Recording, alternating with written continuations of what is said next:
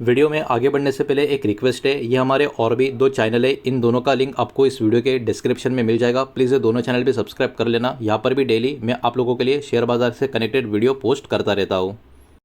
तो चलिए आगे बढ़ते हैं हमारे आज के दिन के इस वीडियो के टॉपिक के ऊपर। तो देखिए, इंडिया का जो सेमीकंडक्टर का इंडस्ट्री है उसमें एक बहुत ही मजबूत पुश यहाँ पर हमको देखने को मिल रहा है। वो क्या है, खबर क्या है, रिपोर्ट क्या है, उसको एकदम सिंपल वे से यहाँ पर मैं आपके सामने प्रेजेंट करने वाला हूँ। तो देखिए, सहस्रा सेमीकंडक्टर जो है उन्होंने एक्सपांड कर दिया है नया चिप का जो फैसिलिटी है राजस्थान में उसको। अब इसके वजह से होगा क्या, इस इंडस्ट्री को कितना बड़ा यहाँ पे आने वाले समय के लिए ग्रोथ के लिए फायदा होता हुआ नजर आ सकता है, मैं सब कुछ यहाँ पर एक एक चीज आपको एक्सप्लेन करने वाला हूँ।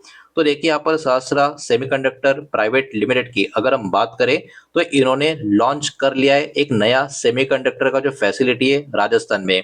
ये कंपनी अब कहीं ना कहीं फोकस करेगा एटीएमपी या फिर आप कह सकते हो ओएसएटी सर्विस को, जिसमें असेंबली, टेस्टिंग, उसके अलावा मार्किंग और जो सेमीकंडक्टर का चिप्स है उनका पैकेजिंग का सारा आपको चीजें वहां पर देखने को मिलेगी।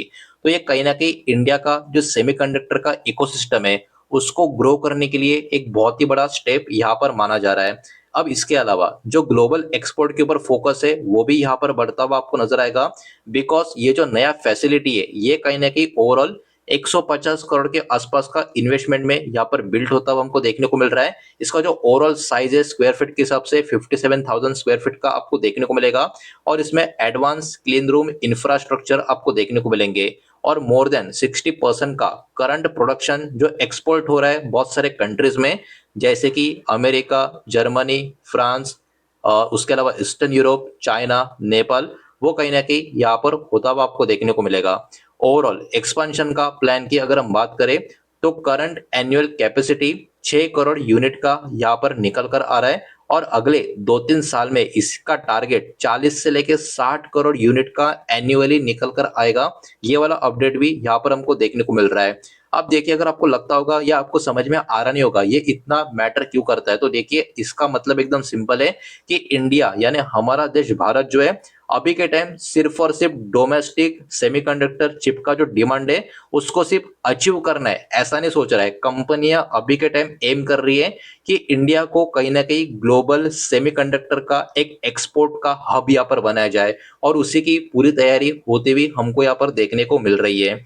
अब देखिए, गवर्नमेंट का सपोर्ट भी इस सेक्टर को यहाँ पर बूस्ट करता हुआ नजर आएगा। कैसे, तो एसपीईसीएस स्कीम का सपोर्ट यहाँ पर देखने को मिल रहा है। गवर्नमेंट इसके थ्रू सपोर्ट करते हुए आपको नजर आएगी सेमीकंडक्टर का जो मैन्युफैक्चरिंग है उसको, और इसमें भी एसपीईसीएस का स्कीम का एक बहुत ही बड़ा रोल आपको देखने को मिलेगा।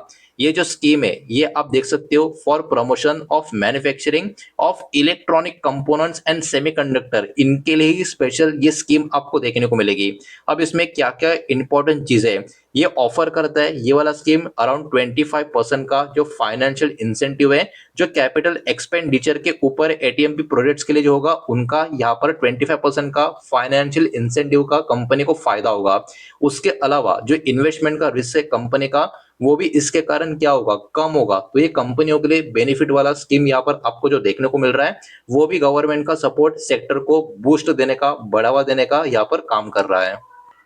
इसके बाद बात करें ईएमसी के बारे में, मतलब इलेक्ट्रॉनिक मैन्युफैक्चरिंग क्लस्टर के बारे में जो खबर निकल कर आ रही है, सालोपुर की ईएमसी का क्लस्टर का यहाँ पर खबर निकल कर आ रहा है। इसको भी डेवलप किया गया है अराउंड 66.33 करोड़ का रेंटल का सपोर्ट लेके, और ये भी 50 एकड़ के आसपास के एरिया में स्प्रेड होता हुआ आपको नजर आएगा। अराउंड 20 कंपनी ने प्लान किया इन्वेस्टमेंट करने का, 1200 करोड़ के आसपास का इन्वेस्टमेंट इसी पर्टिकुलर प्रोजेक्ट में, और करंटली 11 कंपनियां इसमें ऑपरेशनल है, और मोर देन 2700 जॉब भी इसके कारण क्रिएट होते हुए आपको नजर आएंगे। तो आप देख सकते हो ये भी अपने आप में कितना बड़ा अचीवमेंट कहीं ना कहीं जॉब क्रिएशन के हिसाब से भी आपको यहाँ पर देखने को मिलेगा। अब इसका इम्पैक्ट क्या हो रहा है, ये कहीं ना कहीं काफी इजियर सेटअप सेमीकंडक्टर का और इलेक्ट्रॉनिक का जो कंपनीज है उनके लिए यहाँ पर देखने को मिल रहा है, और एक अच्छा इकोसिस्टम और बढ़िया इंफ्रा का सपोर्ट भी यहाँ पर देखने को मिल रहा है। तो कहीं ना कहीं कंपनियों को जो सेमीकंडक्टर चिप्स का यहाँ पर जो काम कर रही है उनके लिए एक्चुअली एक बहुत ही अच्छा खासा एनवायरनमेंट ओवरऑल कामकाज के लिए नजर आ रहा है। अब इतना ही नहीं, राजस्थान का गवर्नमेंट उन्होंने भी सेमीकंडक्टर पॉलिसी 2026 के बारे में बहुत सारी चीजें भी यहाँ पर अनाउंसमेंट की है, उसको भी एकदम शॉर्ट में यहाँ पर मैं आपको बताऊंगा। तो राजस्थान का जो गवर्नमेंट है रिसेंटली उन्होंने अनाउंस किया एक डेडिकेटेड सेमीकंडक्टर का पॉलिसी। और ये क्यों किया? बिकॉज इसका एम एकदम सिंपल है, इन्वेस्टर को कहीं ना कहीं राजस्थान में इन्वेस्टमेंट करने के लिए अट्रैक्ट करना, जॉब भी इसके वजह से जो क्रिएट होगी वो भी क्रिएट करना, और सेमीकंडक्टर मैन्युफैक्चरिंग का जो इकोसिस्टम है उसको काफी बड़े लेवल पे राजस्थान में बिल्ड करना। तो ये इसके पीछे का बहुत ही सॉलिड रीजन यहाँ पर आपको देखने को मिलेगा, जो अभी के टाइम तो एटलीस्ट सही डायरेक्शन में जाता हुआ हमको नजर आ रहा है। तो देखिए खबर, ये रिपोर्ट अपने आप में काफी बड़ी है, काफी जबरदस्त है। तो इसका कहीं ना कहीं बहुत सारे कंपनी को, स्टॉक को बेनिफिट मिलता हुआ नजर आ सकता है। वो कौन से कंपनी के नाम है, स्टॉक के नाम है, वो भी यहाँ पर देखेंगे। लेकिन वीडियो को प्लीज लाइक कर देना, वीडियो को शेयर कर देना। पहली बार चैनल पर आ चुके हो तो चैनल को भी सब्सक्राइब जरूर कर देना। और जो भी कंपनी के नाम, स्टॉक के नाम अभी आप यहाँ पर देखने वाले हैं, ये किसी भी तरीके का बाय सेल का रिकमेंडेशन नहीं है, इन्वेस्टमेंट का एडवाइस नहीं है, ये बात भी यहाँ पर आप ध्यान में रखें।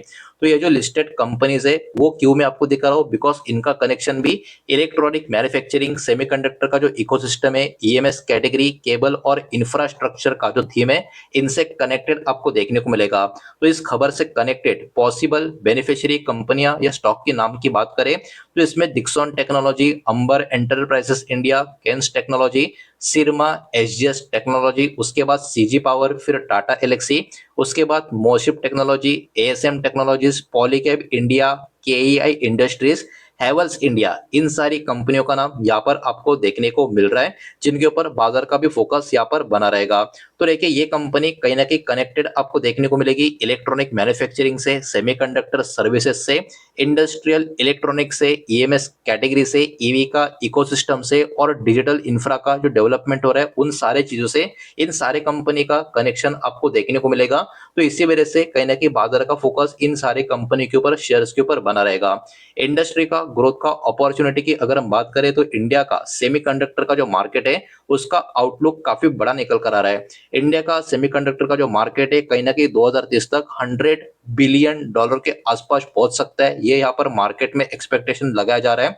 और इसके पीछे जो इंपॉर्टेंट कंट्रीब्यूटर या ग्रोथ ड्राइवर जो होंगे वो होगा electric vehicle, consumer electronic, AI, उसके अलावा 5G का एक्सपेंशन और डेटा सेंटर। तो ये कुछ बहुत बड़े कंट्रीब्यूटर होंगे जो कहीं ना कहीं सेमीकंडक्टर मार्केट को 2030 तक $100 बिलियन का इकोनॉमी क्रिएट करते हुए यहाँ पर नजर आएंगे।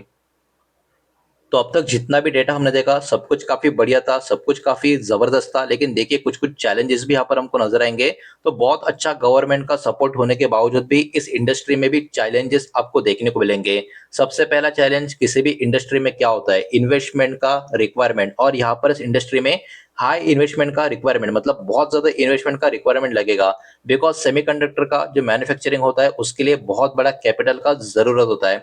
इसके अलावा ग्लोबल लेवल का कंपटीशन भी हमारा बहुत बड़ा है। इंडिया को कम्पीट किससे करना है? ताइवान से, साउथ कोरिया से, चाइना से, अमेरिका से, यूरोपियन यूनियन से। तो ये एक एक करके जो बड़े से बड़े कंट्रीज संघ आपको जो देखने को मिलेंगे उनसे इंडिया का डायरेक्ट कॉम्पिटिशन आपको नजर आएगा।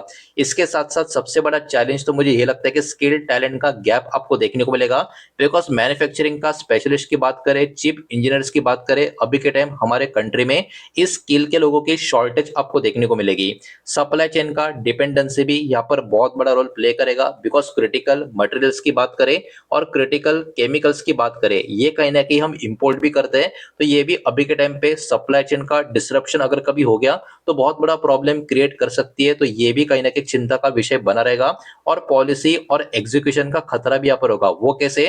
तो देखिए इंडस्ट्री का ग्रोथ जो होता है वो डिपेंड होता है कि किस तरीके से जो गवर्नमेंट की पॉलिसीज होती है वो कितनी स्टेबल होती है नहीं, इंफ्रा किस तरीके से डेवलप होता है नहीं, और इन्वेस्टमेंट इंडिया में से और इंडिया के बाहर किस तरीके से आती है इस सेक्टर में, इन प्रोजेक्ट में, वो भी कहीं ना कहीं बहुत ही इंपॉर्टेंट फैक्टर यहाँ पर बना रहेगा। तो ये कुछ चिंता का विषय, चैलेंजेस ये हमको देखने को मिलेंगे।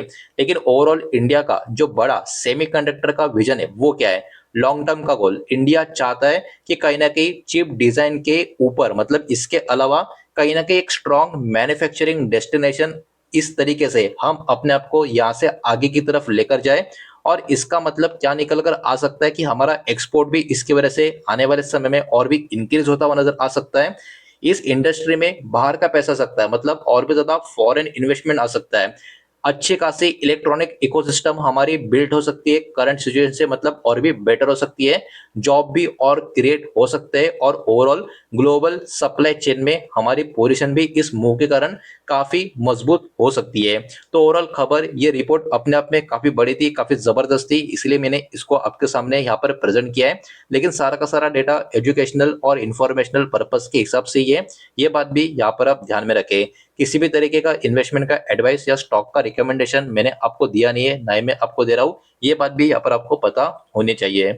उम्मीद करता हूँ वीडियो समझ आया होगा, पसंद आया होगा तो वीडियो को लाइक करें, दोस्तों से शेयर करें, पहली बार चैनल पर आ चुके हो तो सब्सक्राइब भी कर देना, और कोई भी स्टॉक में निवेश करने से पहले खुद की स्टडी रिसर्च जरूर करें, फाइनेंशियल एडवाइजर की सलाह जरूर लें। मिलते हैं नेक्स्ट वीडियो में, धन्यवाद।